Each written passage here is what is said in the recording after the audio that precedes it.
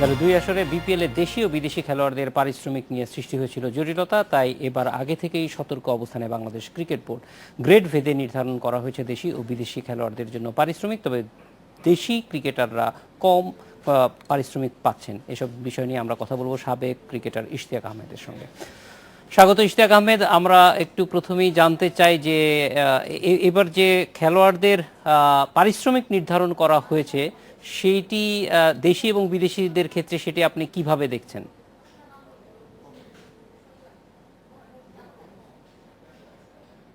ইশতিয়াক আহমেদ, আপনি শুনতে পাচ্ছেন? আমরা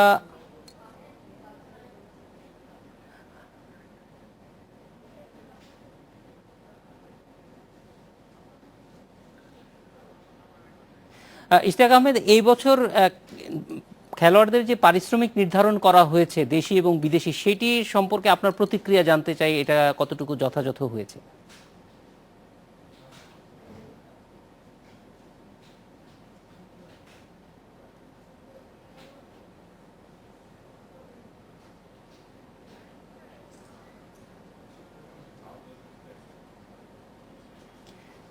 ইশতিয়াক আহমেদ, আপনি শুনতে পাচ্ছেন? জি, শুনতে পাচ্ছি। জি, ইশতিয়াক আহমেদ, জানতে চাচ্ছি যে খেলোয়াড়দের যে পারিশ্রমিক বিপিএল এ নির্ধারণ করা হয়েছে দেশি এবং বিদেশি, সেক্ষেত্রে দেশি খেলোয়াড়দের পারিশ্রমিকটার ব্যাপারে আপনার মতামত জানতে চাচ্ছি, যে একটা সিলিং বেঁধে দেওয়াটা কতটুকু যৌক্তিক? হ্যাঁ, না, এটা একটু দুর্ভাগ্যজনক যে আমাদের বাংলাদেশি কয়েকজন যারা আছে প্লেয়াররা নিশ্চয়ই তারা অনেক বেশি ডিজার্ভ করে। For instance Shakib, top allrounder, এখন যদি এই টুর্নামেন্টে দেখা যাচ্ছে যে সে যদি আর অনেক প্লেয়ার যারা তার থেকে বেশি পাবে, আমার মনে হয় যে এটা একদিক দিয়ে very unfortunate for at least player like Shakib. অন্যান্যরা আছে, উইথ অল ডিউ রেসপেক্ট, তাদেরও আমার মনে হয় যে এই দিক দিয়ে তারা কিছুটা হলেও বঞ্চিত হবে বলে আমি মনে করি।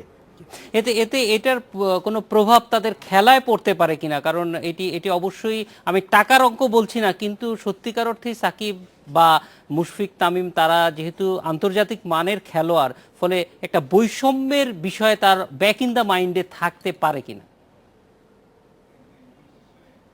দেখেন, প্রফেশনাল প্লেয়ার্স এইসব ইস্যুজ হয়তো বা তাদের যখন মাঠে যাবে এইগুলো খুব একটা ইস্যু হবে না, বাট পরবর্তীতে কিংবা বিফোর দ্য টুর্নামেন্ট এগুলা একটা ইস্যুস মিডিয়াও ক্রিয়েট করবে। But they are hardcore professionals. আমার মনে হয় না যে এইটার জন্য তাদের এই স্টেজে এসে এটার কারণে তাদের পারফরমেন্স অন্তর কোনো রকমের ঘাটতি হবে বলে আমার মনে হয় না। ইশতিয়াক আহমেদ, আমাদের সঙ্গে যোগ দেওয়ার জন্য অনেক ধন্যবাদ। এই ছিল আজকের এডিটর স্পিকে। আমন্ত্রণ আমাদের পরের আয়োজন।